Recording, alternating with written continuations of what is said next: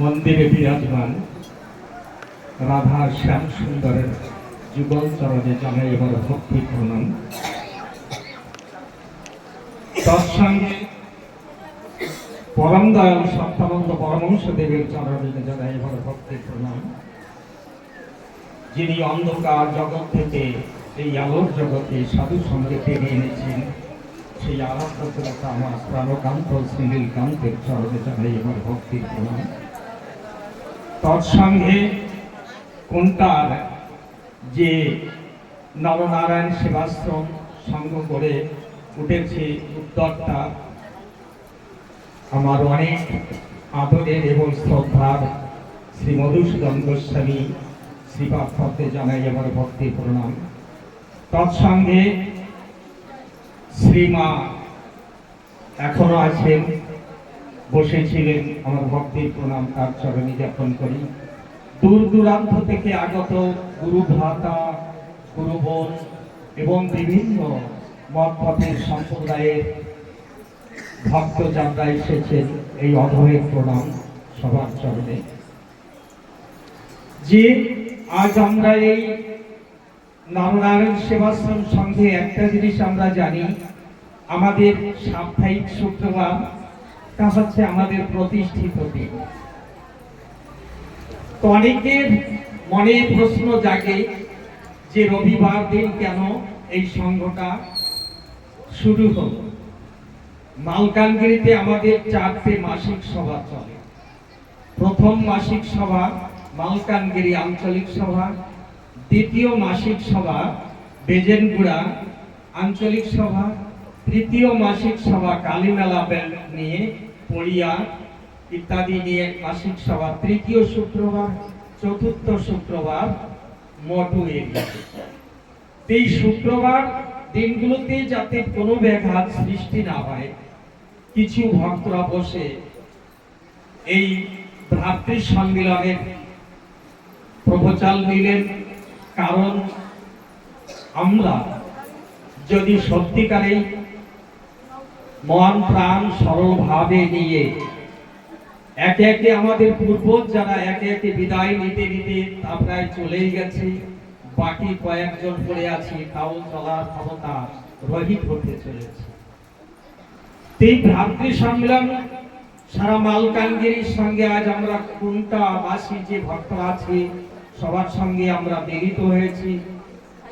এই অনেক দিনের আমার ভাই আনন্দ, বহুত প্রচেষ্টা এবং আমার গোস্বামী পাদ যে আচার্যগণকে করে রেখে গেছেন, চিত্তদা, অন্যান্য মানিকদা, জগদীশ দা, আজকে হয়তো তিনি চলার ক্ষমতা তার কিছুটা রহিত হয়েছে। এমনি ভাবে অনেক আচার্যগণকে, কিন্তু এই আচার্যগণের সঙ্গে আমাদের আন্তরিকতা সবারই আছে, কিন্তু সাক্ষাতে সংগঠনকে আমরা কি করে আগে বাড়াতে পারবো, সংগঠনকে কি করে আমরা বাঁচিয়ে রাখতে পারবো, আমাদের অনুগামী যারা তারা কি করে সংগঠনকে আগে নিয়ে চলবে। কেননা পরম দয়াল সত্যানন্দের সময়, ঠাকুর নীলকান্ত গোস্বামী মহারাজের সময়, আজ মধুসূদন গোস্বামী পাদ তিনি আশ্রমবাসী, সন্ন্যাসী, চাকরি জীবন ছিল, তেমন পরিবেশ করতে না পারায় প্রচারকে রক্ষা করার জন্য কিছু গৃহস্থ গুরু ভাইদের যারা সংসার পরিত্যাগ করে বানপ্রস্থ নিয়েছেন, সেই বানপ্রস্থবাসী তাদেরকে প্রচারের দায়িত্ব দিয়ে গেলেন। এর আগে আমার গুরুদেব ঠাকুর নীলকান্ত গোস্বামী তিনি একটা প্রপোজাল রেখে গেছিলেন উপাচার্য, যে উপাচার্যদের করে যাবে কিসের জন্য, গৃহস্থের জন্য। উনি অদূর ভবিষ্যতের দিকে তাকালেন যে আশ্রমবাসী সন্ন্যাসী আর তৈরি হবে না, দূরদৃষ্টিতে দেখেছিলেন। তাই তিনি কিছু গৃহস্থ গৃহী গুরু ভাইদের নির্দেশ দিয়ে গেলেন। এমনি করে তারও ইঙ্গিত রয়েছে, কিন্তু আমরা সেই প্রপোজালটাকে থামিয়ে ফেলেছি। সামনে কি করে আমাদের কোন সংবিধানের পরে আমাদের এই নরনারায়ণ সেবাশ্রমে বিশেষ করে প্রথম আমরা মালকানগিরির কথা ভাববো, সর্বভারতের কথা না ভেবে মালকানগিরি যদি আমরা ভাইরা মিলিত না হই, সর্বভারতীয় ভাবে কাউকে আমরা আহ্বান করলে কেউ আসবে না, কেন আমাদেরই তো সংবিধান ঠিক নেই। এজন্য প্রান্তে প্রান্তে এই সূত্রপাত করার জন্য, জানানোর জন্য আমাদের প্রপোজাল এই ভ্রাতৃ সম্মিলন। তো অনেকের মনে দ্বিধা, এই রবিবার দিন কেন এই ভ্রাতৃ সম্মিলন করলেন, কিন্তু শুক্র শনি রবি অনেক চাকরিয়া যারা আছেন তারা আমাদের সঙ্গে দেখতে পারেন না, তাদের একটা দিন ছুটি থাকে এই রবিবার দিন, তাই রবিবার দিনটাকে বেছে নেওয়া হলো। তো যারা জানেন না, যাদেরকে জানানো হয়নি, তাদের কাছে আমরা সংঘ তরফ থেকে আর এই প্রপোজালটা নরনারায়ণ সেবাশ্রম সংঘের বর্তমান মালকানগিরি পটেরু নরনারায়ণ সেবাশ্রম সংঘের যিনি প্রেসিডেন্ট উত্তম ঝা বাবু, তার প্রেরণা আমাদের ভিতর প্রচুর পরিমাণে আছে। আর একটা প্রেরণা তার মনে জেগেছে, আমরা জানতে চাই যারা চলে গেছে এই সংঘের দীক্ষিত হয়ে, তারা তো চলেই গেছে, যারা বর্তমান আছে নূতন যারা হচ্ছে, তাদের সভার অন্তত যেমন গয়া ধামে যদি আপনারা যান, তাহলে গয়ার পান্ডা আগে তাদের ডায়েরি বই খুলতে বলবে যে আপনাদের পূর্বপুরুষ কেউ এসেছিল কি, পূর্বপুরুষের নাম জিজ্ঞাসা করতে। কিন্তু আমাদের সংঘের তেমনই কিছু যদি না থাকে, তাহলে আমাদের কত পুরুষ ধরে এই নরনারায়ণ সেবাশ্রম সঙ্গে আছি, এ কথা আমাদের কারোর স্মরণে থাকবে না।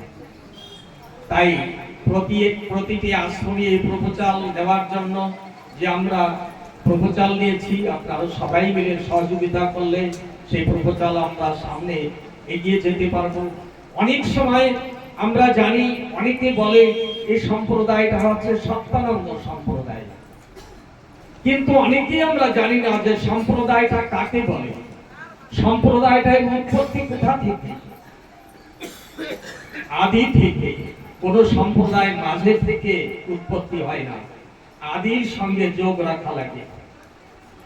আদির সঙ্গে যদি যোগ না থাকে, তাহলে আমরা এই বিবাহ বন্ধনে যখন কথাবার্তা বলি, তাও তিন পুরুষের পরিচয় জিজ্ঞাসা করি, তিন পুরুষের পরিচয় জিজ্ঞাসা করে কোন গোত্র সূত্রে বাঁধে কিনা, সেখানে আমরা সম্বন্ধ করি। এই জন্য আমাদের গুরু ঘরেরও জানা দরকার যে আমরা যেখান থেকে দীক্ষা নেব তার পরম্পরাটা কেমন, কোথা থেকে এসেছে, এটা আমাদের জানা দরকার। তো আমাদের এই সম্প্রদায় শ্রীকৃষ্ণ চৈতন্য নিত্যানন্দ মহাপ্রভু যে কলির পাবন, কলির উদ্ধারের জন্য হরিনাম বিতরণ করতে এসেছিলেন, তার থেকে আমাদের এই সম্প্রদায়টা পরম্পরা ভাবে নেমে এসেছে। তাহলে আমার মধুসূদন গোস্বামী পাদ প্রভুপাদ এবং আমার ঠাকুর নীলকান্ত গোস্বামী প্রভুপাদ 15 পুরুষ পর্যন্ত আসলেন শ্রীকৃষ্ণ চৈতন্য মহাপ্রভু থেকে। কিন্তু সত্যানন্দের নাম আমরা কেন করি? এই নররূপে নারায়ণের সেবা সংস্থা বললেন ঠাকুর সত্যানন্দ পরমহংস দেব এই নরনারায়ণ সেবাশ্রম নাম দিলেন। এই জন্য আমরা সত্যানন্দকে আশ্রয় করে চলি। তো এই জন্য আমাদের অন্তত 4 পুরুষের পরিচয় মিনিমাম ভাবে জানা দরকার। তো 4 পুরুষের পরিচয় জানলেও আমাদের অনেকটা সূত্র জানা যায়। এই যে আমাদের নরনারায়ণ সেবাশ্রম সংঘের যে আদর্শ, যে গ্রন্থ রাজি আছে, সেগুলি আমরা না পড়ে আন্দাজের পর অনেক কিছু আমরা বলে বেশি, আমাদের এটা নেই, আমাদের ওটা নেই, আমাদের এই আদর্শ নেই, ও আদর্শ নেই, নানান কিছু নানান কথায় আলোচনা করে অনেক ভক্ত মনে আঘাত সৃষ্টি করে অনেক ভক্ত পিছিয়ে আমরা সেগুলো জানাতে চাই। সংঘের আদর্শ কি, সংঘ কোথা থেকে আমাদের শুরু হলো, এই যদি আমরা জানি, তাহলে আমাদের ভিতরের দ্বন্দ্বগুলো মিটে যাবে। আমরা যারা এই দ্বন্দ্বগুলো নিয়ে ভক্ত মনে আঘাত সৃষ্টি করছি, তাদের ভ্রান্তি ভ্রম নাশ হয়ে যাবে। তো যাই হোক, সময় হলে আমাকে বলবেন, সময় হলে একটু ইঙ্গিত দেবেন, আমি বিশ্রাম রাখবো। তো আজ আমরা সমবেত হয়েছি, প্রতিটি নারী পুরুষের প্রয়োজন সৎসঙ্গ করা, এবং সৎসঙ্গ করে সৎপুত্র সৎকন্যা কি করে আমাদের বংশে আসবে, এই ব্যাপারে আমাদের সদ্গুরু চরণাশ্রয় জানা একান্ত কর্তব্য।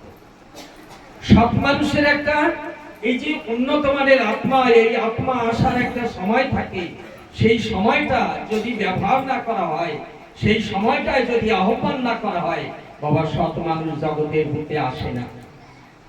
সেই সময়টা কখন? সন্ধ্যা সমাগমের থেকে রাত 9টা পর্যন্ত হয় এক প্রহর। এই প্রহরে ভূত প্রেত পিশাচ সবে মাত্র পশুজনি পার করে, 80 লক্ষ পশু জন্ম পার করে দুর্লভ মনুষ্য জন্ম পাওয়ার উপযোগী তারা নেমে আসে। আমরা জন্মদিনটা কোথায় পালন করি? যেদিন ভূমিষ্ঠ হয় সেদিন জন্ম। প্রতিটি মানবের আর্য সমাজে 3 বার জন্ম হয়। কি করে? শুধু আমি বললেই তো হবে না, একবার জন্ম হয় যেদিন আমার পিতৃদেব কৃপা করে শুভ লগ্নে আমার মাতৃগর্ভে শুভ লগ্নে দান করেছিলেন, এদিন আমার প্রথম জন্ম। দ্বিতীয় জন্ম আমি ভূমিষ্ঠ হলাম, তৃতীয় জন্ম সদ্গুরু চরণাশ্রয় হলাম। এই 3 জন্ম অতিক্রম না করলে মানুষ অজ্ঞান আধারে ডুবে থাকবে সারাটা জীবন। তাহলে সেই জন্ম লগ্নের আত্মা আহ্বানের জন্য আমাদের সৎ সংসার যদি না হয়, সেই উন্নত মানের আত্মা কোন লগ্নে কোন সময় আসে, এই সদ্গুরু চরণাশ্রয় হয়ে জানা দরকার। তাহলে 9টা থেকে 12টা আরাক প্রহর, এই আরাক প্রহরের রাত্র একটু 2-1 বার মনুষ্য জন্ম পেয়েছে, এই আত্মাগুলি বায়ুমণ্ডলে নেমে আসে। ওই সময়টায় যারা আহ্বান করে, ওই আত্মাগুলি তাদের ঘরেই এসে জন্মগ্রহণ করে। 12টা থেকে 3টে আরাক প্রহর, এই 12টা থেকে 3টে আরাক প্রহর আরেকটু উন্নত মানের আত্মা নেমে আসে। যদি কারো জগতের কল্যাণের জন্য কোনো আত্মা আহ্বান করার দরকার আছে, যদি মনে করেন যে না আমার বংশে যারা আসবে জগতের কল্যাণের জন্য, তাহলে তেমন পুত্র কন্যা আমার প্রয়োজন আছে, তাহলে 3টা থেকে 6টা ব্রহ্ম মুহূর্ত দেবত্ব আত্মা বায়ুমণ্ডলে নেমে আসে। যদি পিতা হিরণ্যকশিপুর মতো হয়, মা যদি গয়াদুর মতো পবিত্র হয়, তাহলে অসুরের অগ্রজাত সন্তানও আমার প্রহ্লাদের মতো ভক্ত হরিভক্ত হয়ে জন্মগ্রহণ করে। রাধে রাধে। তো আমরা কেন প্রহ্লাদের মতো ধ্রুবের মতো সন্তান কেন ভগবানের কাছে প্রার্থনা করব না? কেন জগতের কল্যাণের জন্য এমন উন্নত মানের আত্মাকে কেন আমরা জগতের কল্যাণের জন্য এনে দিয়ে যাব না? একদিন তো বিদায় লগন এসে যাবে, বিদায় নিতে হবে। তাই ফুল শুকিয়ে যায় থাকে তার স্মৃতি, মানুষ মরে যায় রাখে তার স্মৃতি। কি স্মৃতি রেখে যাবে? আজ যে পথ অনুসরণ করেছি, যদি কোনো কাউকে তৈরি করে না যেতে পারলাম, তাহলে আমি এই পরম দয়াল সত্যানন্দ পরিবারের একজন অযোগ্য সন্তান, অযোগ্য সন্তান। তো মহাপুরুষরা যে প্রথা দিয়ে গেছেন, এই প্রথা আমরা অনুসরণ করব। আচার্যরা সম্মিলিত হব, আচার্যের সঙ্গে আলোচনা করব, আগামী দিন আমাদের সংঘ কি করে বেঁচে থাকবে। যাই হোক, আমার সময় হয়েছে, আমি এখানেই বিশ্রাম রাখছি। জয় জয় বিশ্ব সুখ সত্তা।